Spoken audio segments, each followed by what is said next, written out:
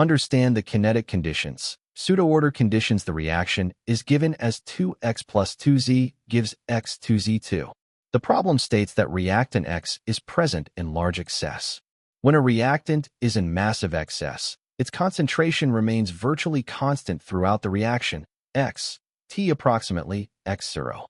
This simplifies the overall rate law so that any changes in the reaction rate are solely due to changes in the concentration of reactant Z, allowing us to determine Z's reaction order directly from the integrated rate law plots. Recall the graphical relationships of integrated rate laws.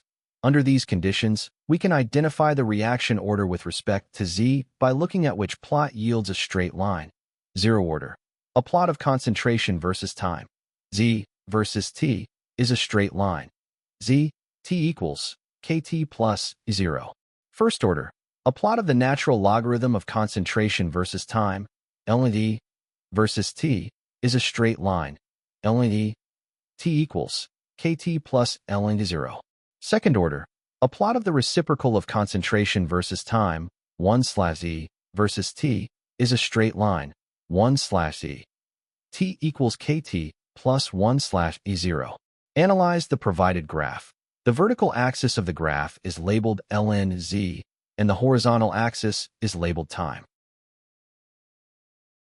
The data plotted forms a straight, downward-sloping linear line with a constant slope. Determine the reaction order. Since the plot of LND versus time is linear, the reaction must be first order with respect to reactant Z.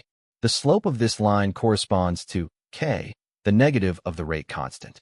This identifies option B as the correct choice. The correct answer is option B, first order.